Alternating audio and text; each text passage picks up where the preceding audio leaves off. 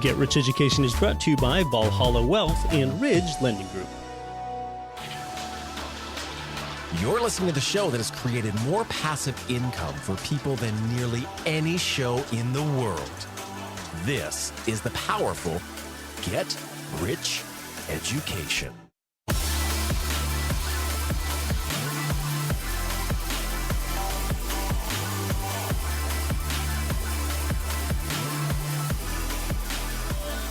Welcome to GRE. This is Get Rich Education, episode 176. I'm your host, Keith Weinhold, back to help you build your wealth. What are stock investors thinking out there? What are they thinking? Well, they think that they're getting ahead, and you know what? They are wrong. I'm not even talking about the recent bumps that the stock market has had, or even the longer run-up since 2009. Okay, let's just talk really long-term here. What are these people thinking? Let's look at the S&P 500 over the long term and call it a 10% return, okay? I'll give you that. Well, that's something that stock investors seem to be proud of.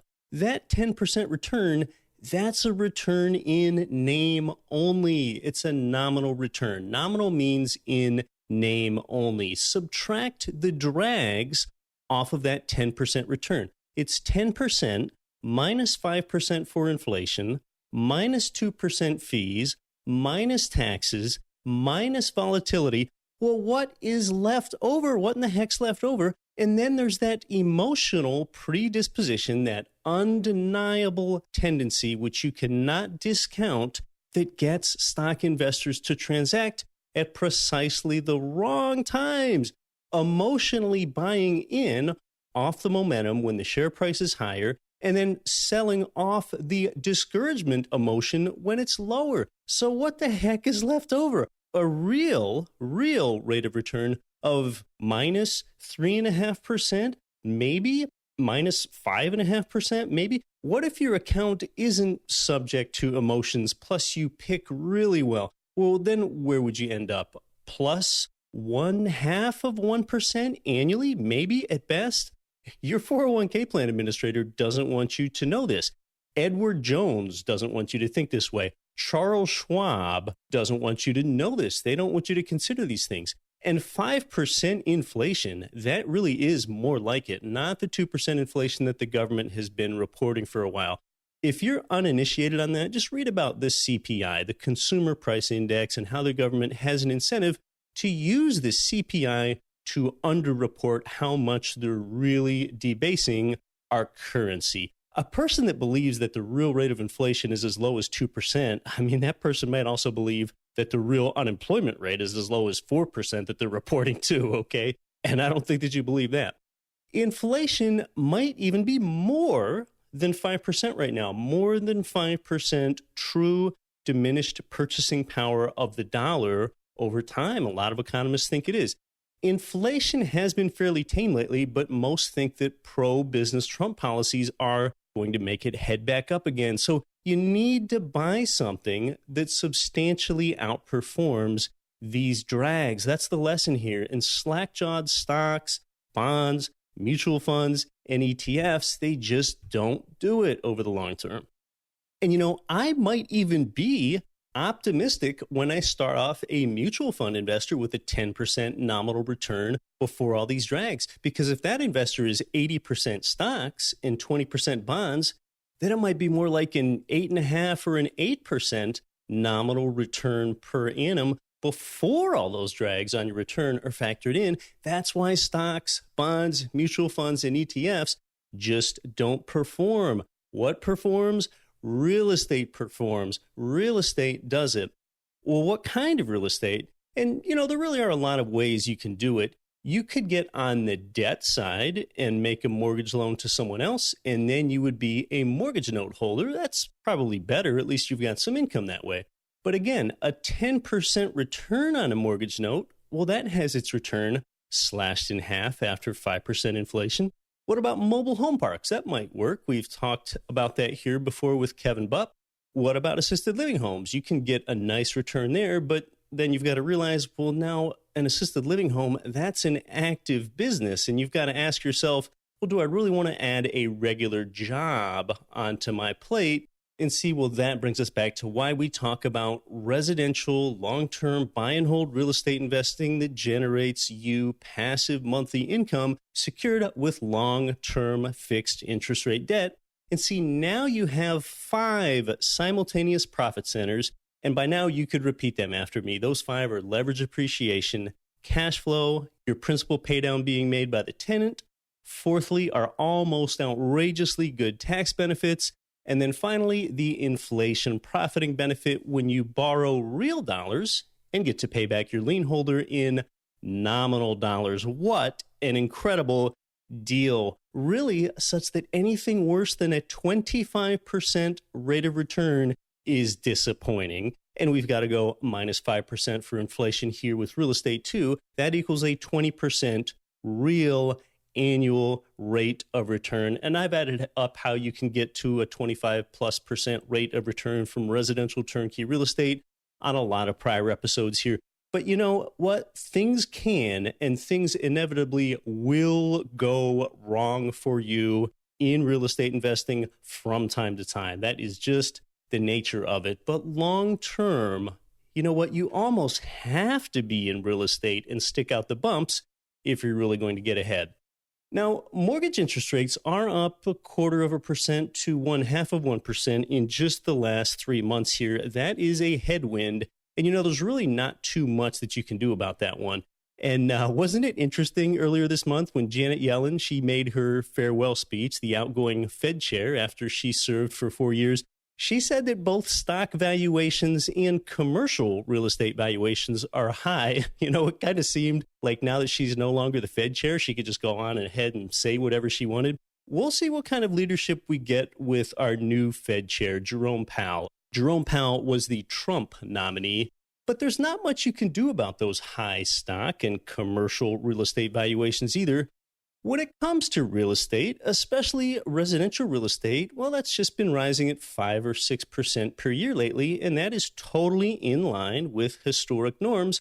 But still, let's talk about how you can avoid overpaying for a property. I don't want to see you overpay, and consider that this is going to be guidance for income-centric real estate investors. You might care more about appreciation or tax benefits more so than the income, and that's okay. Everyone is different. So when it comes to income generation, how do you know what the right price is, and how do you know when it's just too much to pay?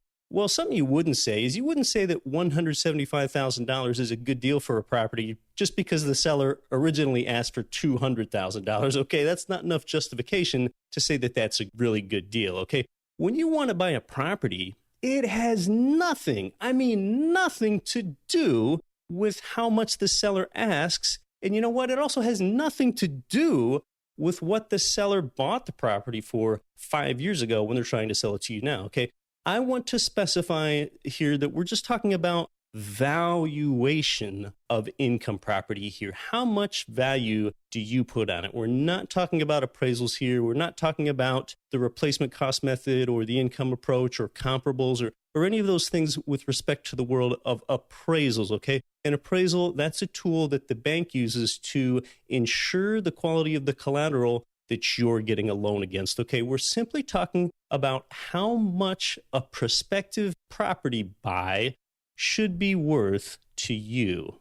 And, you know, sometimes it is interesting because consider that 1 to 4 unit properties, single family homes up to 4plexes, they are appraised based on comparable sales, but yet you're valuing them based on the income that they produce. And that's where I want to help you today. So when you buy a property, you are essentially buying a money machine. You want to find out if this money machine works and if it's going to spit out the income. Does this money machine that you're thinking about buying, does it kick out the income that is going to provide the rate of return that you're after? Now, inside this money machine, imagine that it kind of has 3 turning gears inside the machine that make the machine go. 3 of these sprocket-looking things, okay? One of these gears is an income gear. One of these gears is an expense gear. and the other gear is a financing gear: income, expenses, and financing. Okay, first, let's look at price per square foot as a valuation measure. Price per square foot is a horrible valuation method for you. That's because it doesn't account for any of those three gears of your money machine. Price per square foot says nothing about your income, your expenses, or your financing. All right, well then, what about price per unit then? That's another poor valuation method. Price per unit, that doesn't account for any of your three gears either. All right, then how about a third valuation method here? And that's one that I've discussed on the show a lot. That is the rent to value ratio, also known as the rent to price ratio. All right, well, now we're improving a bit here, but it's still such a simple calculation that it's lacking. Rent to value, that tells us quite a bit about our income gear, a little something about our expense gear maybe, but it says nothing about that financing gear inside this money machine. And remember, whenever I've brought up rent to value ratio, I've called it a quick hit number. It's a topical number where you can just kind of quickly do the math in your head before you even consider drilling down and running a profit and loss statement. All right, well, how about a fourth method then? Now, this is one that you really don't seem to hear about as much as you used to. It's kind of in more of these old school real estate investing books, and it's one that I don't like very much, and that is GRM, Gross Rent Multiplier. GRM, that is basically just the price for an income property divided by the annual rent income. So it doesn't account for expenses very much, and it doesn't account for your financing sprocket gear thing at all. How about a fifth valuation method, capitalization rate or cap rate? Now, you hear a lot about cap rate out there. It's something that's used by the big guys like insurance companies, and it's used by pension funds. So why do the big guys like this, why do they use cap rate?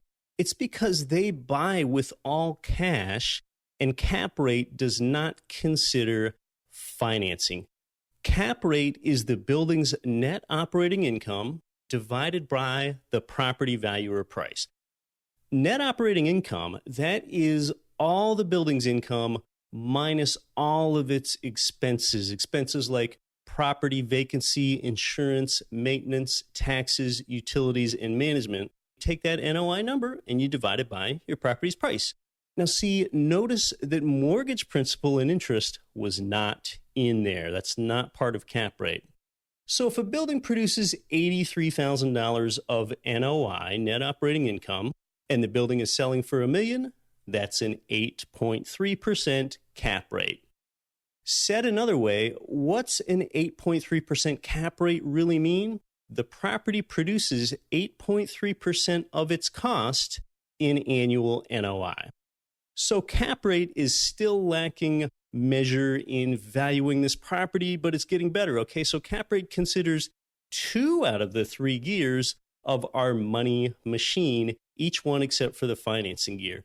Now, you can still crunch a cap rate and get a loan for the property, of course. You want your cap rate to be greater than your mortgage interest rate. That means then that your property is stronger than the loan. That difference is also known as your arbitrage, where you're borrowing money at a lower rate and enjoying a return at a higher rate. So we've covered, 5 valuation methods, and we still don't have a great one here. There are a lot of methods out there. A lot of them are just junk. Now, there are some good realtors out there that know income property, but most realtors, agents, licensees, they just don't know what really matters to an income property and what really matters to investors like us. And you've just got to realize that if they're quoting your price per square foot out there, your price per room or something, I mean, that is just really limiting. You're going to need quite a bit more than that. So let's look at a 6th and final valuation method here. And finally, it is a really good one. You might know what it is. The value calculation that tells you more than all the others because it includes all 3 gears of your money machine. It includes your income gear, your expense gear, and your financing gear. That is the cash on cash return. Yes, the cash on cash return accounts for income, expenses, and financing. It's the best. It focuses on your before tax cash flow as the most important consideration. Now, in year one, your cash-on-cash return is your annual cash flow divided by your down payment and closing costs. After year one, your cash-on-cash return is your annual cash flow divided by your property's equity.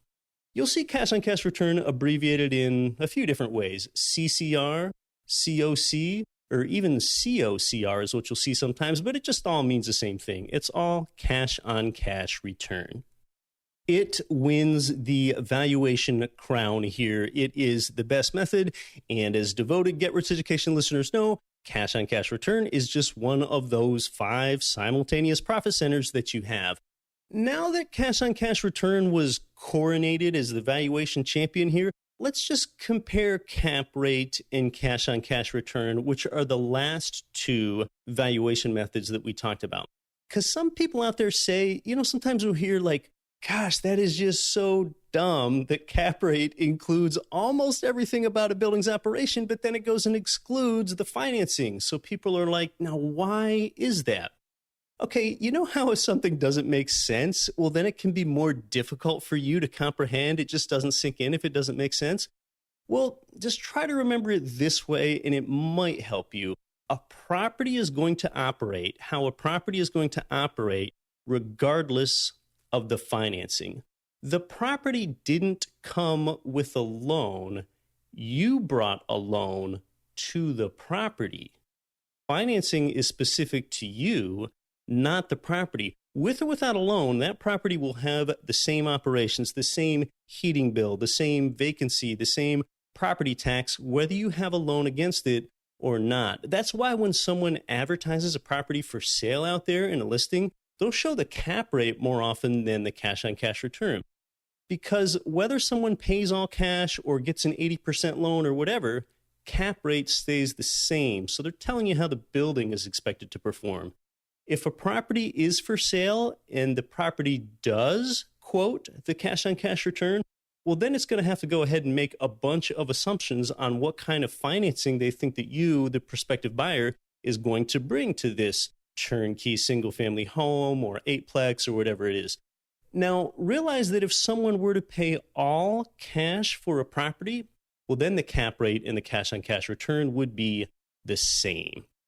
When it comes to not overpaying for a property, there's another tip I've got for you here. When you're trying to determine if your money machine works, and now this one is especially true of 5+ unit properties, you want to ask the seller to see their Schedule E form.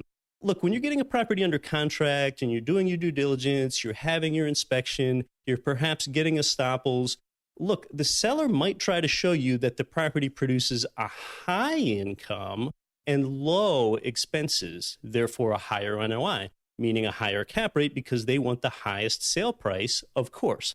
But every year, that seller should be submitting what's called a Schedule E form to the IRS. And Schedule E is really nothing that complex. It's just nothing to be intimidated by. It's just a form, a sheet of paper where property owners report their property's income and expenses to the IRS every year.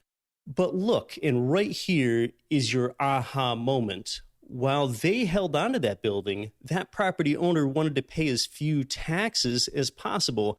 That means on Schedule E that they might try to show the IRS a low income and high expenses. Yes, that's the exact opposite of what they would want you to think when they were trying to get you to pay a high price. So you want to make your purchase offer contingent upon seeing the seller's Schedule E. Now you've put yourself in a substantially better negotiating position, and you can really avoid overpaying for the property. And again, that Schedule E tip, that's just not going to apply so much to turnkey single-family residences as it will larger apartment buildings, but it's a great one for you to keep in mind. And when you know to ask for that Schedule E, the seller is going to know that you're a savvy buyer. Now, after all that's been said, consider that this is direction for income-centric investors when it comes to how you evaluate a property for purchase. You might not actually care that much about cash flow. You might care more about appreciation or tax benefits or inflation hedging or lifestyle investing or something else. And there's nothing wrong with that. But if you want real estate principally for the production of income, now you know more about how to avoid overpaying.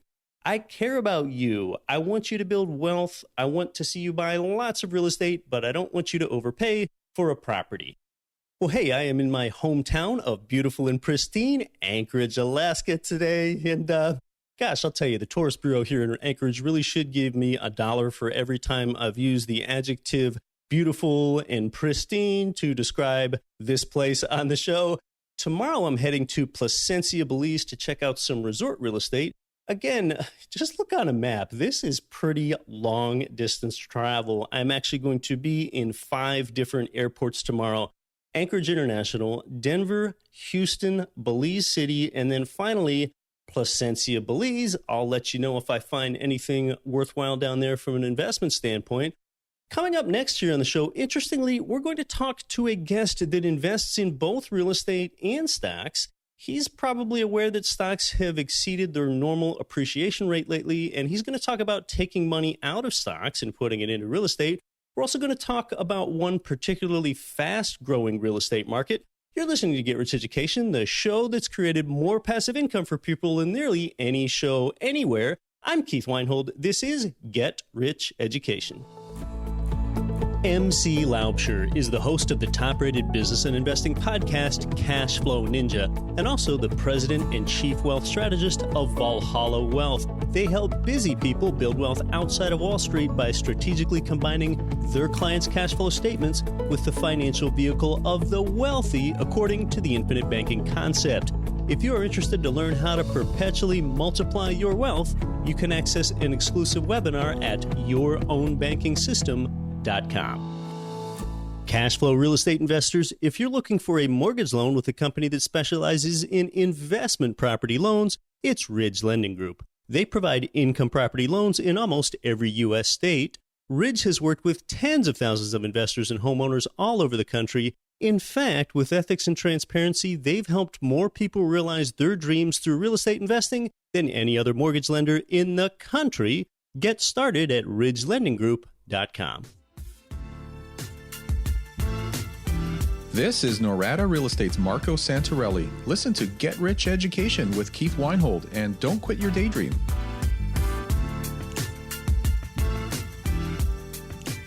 Representing the bustling market of Charlotte, North Carolina, welcome to Get Rich Education, turnkey real estate provider extraordinaire, Aaron Adams. Thank you, Keith. It's fantastic to be with you again. Oh, it's so good to have you back. You know, when a lot of people think about Charlotte, they might think of a fast-growing East Coast city, but Charlotte, first of all, it's not on the coast. It's in southwestern North Carolina, and it has, though, experienced torrid growth. I mean, we're talking about a metro, Aaron, that's grown more than 35% between the 1990 and the 2000 census, 35% again between the 2000 and the 2010 census, and it's just continued. That's growth rate. The metro area now has more than 2.5 million people. Charlotte, North Carolina has grown to the 17th largest city, and more than half of Fortune 500 companies have a presence there. More than half of them are in Charlotte. So, Aaron, just talk to us more about the growth drivers and the market sectors there in Charlotte. There's some really unique things about Charlotte. A lot of people don't realize that outside of Wall Street, Charlotte is the largest banking center in the country, and that really drives a lot of the economic growth there. I've worked with investors all over the world, and many U.S. investors realize that Asian investors, for example, are aggressively acquiring property in the U.S. They're in California, they're in Florida, they're in Chicago, New York, even Texas. One of the areas that Asian investors are not investing in yet that really isn't on the radar is Charlotte. Charlotte's kind of one-off because it's not coastal, because it's not an area with a huge, diverse demographic base. I mean, you have your white, you have your black, you have your Hispanic, but you haven't seen that influx of Asian populations that would relay that back. I mean, when you look at the economy of Charlotte itself, if Charlotte were a country, it'd be the 60th largest economy. I mean, it's larger than the nation of Angola and Morocco. Gosh. And so, you know, it's not just banking.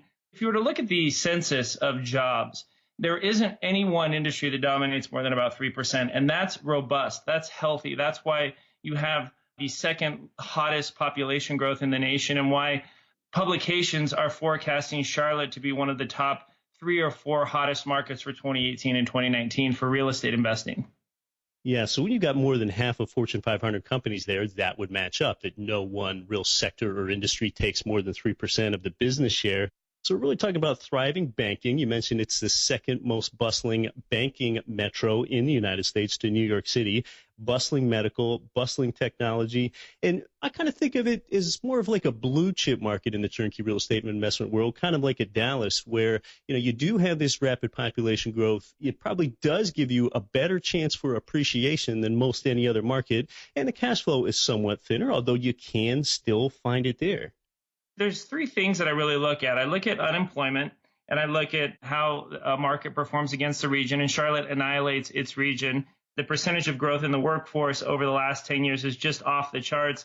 But then I really look at salaries. I mean, salaries are over $60,000 a year when you're looking at a median income in Charlotte. And compared to median home price of about $150,000, $160,000, it creates extremely high affordability. So when there are jobs and when you have a robust economy, people are moving there and they're able to buy homes. And that's why you see such a continued sustainable large growth over the next 10 years. And that's the sort of thing with both job growth and wage growth that can support rent increases. Absolutely. And we've noticed, over the past couple of years, we've been seeing 5 to 10% rental increases per year. Now, do I think that's sustainable over 10 years? No, I don't think that's realistic. But do I think that an investor who were to pick up a property here in the first, second quarter of 2018 would see that over 24 months? Absolutely. And when we go into neighborhoods and we try to target neighborhoods in Charlotte that have an exceptional reason for not only rental growth, but also appreciation. So we're trying to buy in neighborhoods that maybe used to be lower income, but are now transitioning to middle class because there's light rail going in, or because there's new infrastructure projects going in, or because there's new convention-related downtown type projects. Those local projects end up being drivers for both rental increases and appreciation. And so the investors that we sold properties to 1, 2, 3 years ago have seen double-digit appreciation every year on those properties, and about 5 to 10% rental increases every year or whenever the tenant moves out. Yeah, that's really phenomenal. Anything else that you look for in neighborhoods when you're looking to pick up a property in your portfolio to rehabilitate it, tenant it, and then go ahead and sell it to that investor? We want it to be dynamic. I mean, we get an older investor. I like to say that my retirees are in 3 stages. There's the go-go stage of retirement, the slow-go stage, and then the no-goes. And obviously, my no-go clients that buy properties from us have no interest in high-growth appreciation. They want like Andy Griffith, Mayberry type neighborhoods. My no-goes are like my 75 and olders, my 80 and olders. But if you're younger than that, you want appreciation. I mean, obviously, you don't realize that gain until you sell the property. But if you have a home that you can buy for $100,000 in Charlotte, you can make 7 to 10% from the rents net every year, and then you can make 10 to 15% appreciation, then you really are sitting on an asset that can fuel some fantastic growth for your passive investments. Yeah, I've said it here before, Aaron, cash flow is what helps an investor control the property. But like just me in my own personal life, when I've owned a property for quite a long time and then I've sold it and I sort of do this forensic analysis to see where my return comes from, almost every time I got a greater financial benefit from the appreciation than I did from any cash flow. I have some fantastic relationships with private equity. We bought hundreds of properties for these big Wall Street funds that are buying up America. A lot of people don't realize that Wall Street has purchased almost 3% of America in the past 5 years. But investors that have bought properties from us have access to those relationships, and we regularly sell these Charlotte properties to these big Wall Street funds. So imagine a scenario where I were to sell you a home for $90,000. You make 8% from the rents for the next 2 years. And then I come to you and say, hey, I got this big Blackstone private equity fund that wants to buy the property for 120. And that's your chance to exit it, bank that appreciation, and convert back to liquidity. And that's what investors are getting when they work through our system. Well, I want to talk to you more about how investors go about acquiring properties there in a moment, but let's talk some more about the character of the property itself. You mentioned a typical sale price of $150K to $160K. Let's just talk a bit more about the numbers. Like, for example, we're talking about single-family homes, bedrooms, bathrooms, rent income, and so on. Yeah, actually, typically our Charlotte properties are a little bit more affordable. We like to be right under the median home price in a community because that is an indicator of growth. So a lot of our homes are in blue-collar neighborhoods, typically $100,000 to $120,000, rented out for $1,000 to $1,300 a month. We don't do condos regularly. For the most part, single family, freestanding homes, 3-bedroom, 1-bath, 3-bedroom, 2-bath, sometimes 4-bedroom, 2-bath are very typical. And if you know Charlotte, or if you're familiar with Charlotte, we love the downtown area of Charlotte. We like the west side area of the Charlotte Metro, out towards and west of the airport in Gastonia. We've done really well in those neighborhoods because of the growth and because of the change that we're seeing. Just anything else about the character of the properties and or attracting tenants to them? As you know, we're in Indianapolis, we're in Kansas City, we're in Dallas. Charlotte's one of our markets. Charlotte's probably our easiest market to rent in. Because of the growth that Charlotte's experienced, there's a war for rental properties. So we usually see vacancies of only a couple weeks from the time that our properties have been rehabbed and are on the market. They literally go instantly and regularly for $25, $50, $75 higher on that next 12-month lease than they were previously. And so, sometimes I'll get an international client that'll say, well, what happens if it doesn't rent? And that's not a question that I can even get my brain around because, worst case scenario, you drop the rent $25 and it instantly fills. Quality tenants are competitively looking for quality property. How do your investors go about purchasing property? I know it's somewhat different than how some providers work. For the most part, we've really focused on becoming a passive retirement solution for many investors. I mentioned earlier that I have a lot of older retired clients down in Florida that are diversifying into real estate with us. You and I were chatting previously, and I'm a big fan of the stock market. I actively trade options in the stock market, and this year was a banner year. I've been killing it in the market for the last 9 years. I'm up 65% just this year alone.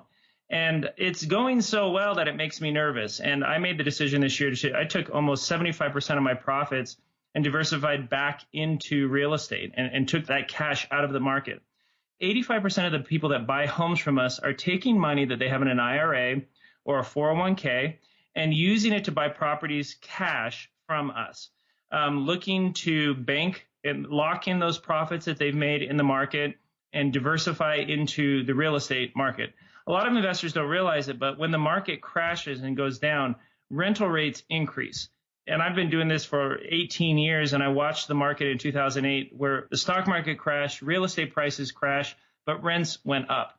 And so if you're able to lock in a property in your IRA right now, and your IRA buys, for example, a house in Charlotte for $100,000, you're making 8% on the rents this year. Hypothetically, if the market were to crash, over the next couple of years, your rents would increase. You'd be making 8.5%, 9%, 9.5%. And so it's a great way to diversify and to hedge against a future downturn. I mean, obviously, nobody knows what's going to happen. Nobody thought that the market would be as strong as it was this year, and we're at record numbers. But there's never been a time in history where it's just kept going and going up. We're almost at the 10-year mark. Nobody realistically thinks it's going to continue on that path. And so 85% of my investors are using all cash money in an IRA, in a 401k to buy these homes from me. And if that's something you're not familiar with, we actually teach you step by step how to do that, how to take money in those retirement accounts and have your IRA own a rental property. And every month I'll send the rent to the IRA as the growth. It's a very unique offering that we can help you set up. And just not a lot of investors know or are aware that their IRA or their 401k can own rental property. Oh, there's just so much to touch on there. I often talk to investors about how, well, a lot of times they're thinking about, whatever saving they need to do to get liquid to go ahead and purchase their next property. But what do you already have right now that you can go ahead and use and leverage into more property? And, for a lot of people, it might be something related to stocks. We're on one of the longest stock bull runs that we've had. And this is an opportunity for that stock investor to basically lock in their profits and buy an asset that produces income. You figure a typical worker gets their job at 20, they're a W-2 employee, their company gives them a 401k, they didn't really understand what they were getting. Maybe that 401k is managed by Fidelity, which is the largest manager of retirement funds out there in the country by far, trillions of dollars that they have under management.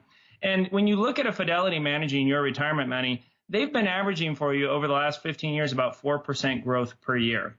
If you were to buy just a rental property in Charlotte at our low end yield, you'd be making 7% just from the rents and almost double the return that the Fidelities of the world have been making for you with your money. And so when we teach investors how to use a self-directed IRA to take charge of their retirement and to diversify into real estate and let their retirement account own property and get the benefits the tax deferred and sometimes tax-free benefits of rental income and appreciation, then they get really excited about it. And I think that many, many investors are just not diversified enough. I'm not suggesting that you take all your money out of the market, but I am suggesting that you consider diversifying into real estate because that opportunity is there. And we educate investors every month on how to do that.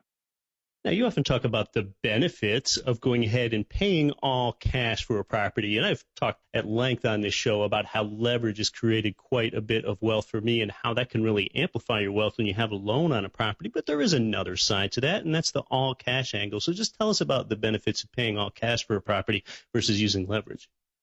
You know, I'm a huge fan of leverage. And when I started investing, I was actually teaching high school in California back in 2000. And leverage allowed me to make my first $1 million, my first $5 million, my first $20 million. At some point, though, 100% leverage in your home, in your investments, doesn't make sense. And so by no means am I anti-leverage, but I am pro-diversification. And at some point, you should consider having some high liquidity, lower leveraged portion of your total net worth. Maybe for you, it's 10%, maybe it's 25%. But good investors have a high liquidity portion of their portfolio. They keep their money in precious metals. They keep it in cash. Maybe you just keep it in the market because it has very high liquidity. But I think that a good balanced net worth also includes some unleveraged piece. And so when I look at my passive net worth and the portion of, I have my active income and I have the passive portion of my net worth, I like to hold the passive portion of my net worth unleveraged. I love leverage to increase my net worth vis-a-vis my active income, my flips that I do, the apartments that I buy, the mobile home parks, the single family homes. But then I like to take the properties that I'm keeping long-term and keep those unleveraged, especially the ones that I hold in my IRA or in my 401k. And so when I teach and talk to investors about leverage, I like them to think about, what percentage of your holdings should be unleveraged. And the litmus test is whatever helps you sleep best at night. If you sleep good at night with 100% debt, top to bottom, and your full net worth, then more power to you. I know that I don't. And some investors just need to realize that it's not a one-way street. If you do go ahead and pay all cash for a property, well, now you've locked it up. Now you've got control of it. And depending upon your circumstances, now you can go ahead and get a loan on it, maybe 80% loan to value, after you've already got it under control using all cash. Yeah, in fact, sometimes I find that if you wait 6 months and then refinance the property that you bought free and clear, you'll get a better financing term than if you were to use acquisition debt to buy the property. So, if you buy it, you got to put 20, 30% down. Whereas if you refinance it and you have some equity in it, which most of our properties do, then very often you're able to refi 85, 87, 90% of your money, which essentially reduces the down payment that you have to tie up into that property. And so it's not like you close the door forever on debt by buying a property free and clear. I actually think it gives you more options. And I find that many investors will buy a property free and clear, and it's nice getting $500 a month for a $70,000 investment or $700 a month for a $100,000 net of expenses. And a lot of investors go, you know what? It's kind of nice. I like that. I don't have to worry about that mortgage payment. Well, any final thoughts that you have, Aaron, on investing in Charlotte, North Carolina income property? Charlotte's hot, and one of the things that our team does is we focus on growth markets and we focus on cash flow markets.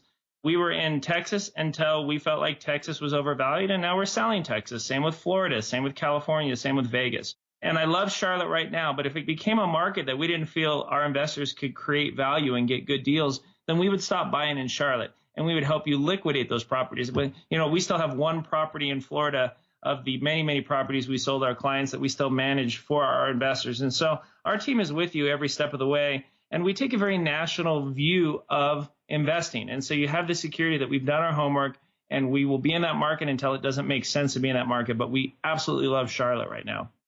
Well, Aaron's put together a great report for you specifically on the Charlotte real estate investment market today. You can go ahead and get a hold of that at getricheducation.com/Charlotte. And you can also connect with the provider that way and find some income property.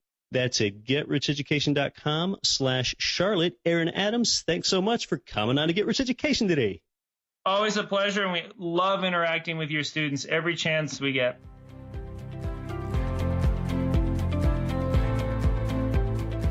Well, yeah, Aaron is a great resource to learn from. Major stock indices have surely exceeded their long-term historic appreciation averages over the last few years. Many stock price to earnings ratios are fantastically bloated. And we've talked to someone that is taking his stock profits and converting them into real estate. You can find properties in a fast growth market like Charlotte, North Carolina, again at getricheducation.com/Charlotte. Until next week, I'm Keith Weinhold, and I'm here to help you build your wealth. Don't quit your daydream. Nothing on this show should be considered specific, personal, or professional advice. Please consult an appropriate tax, legal, real estate, financial, or business professional for individualized advice. Opinions of guests are their own. Information is not guaranteed. All investment strategies have the potential for profit or loss. The host is operating on behalf of Get Rich Education, LLC exclusively. Ranked by Forbes as one of the fastest growing cities, Orlando, Florida has a big and diverse economy, yet still features affordable rental properties that cash flow. Our boots on the ground turnkey provider, Greg Bond, wrote a special report to help you discover the amazing market of Orlando. Request your free copy today. Visit getricheducation.com/Orlando. That's getricheducation.com/Orlando.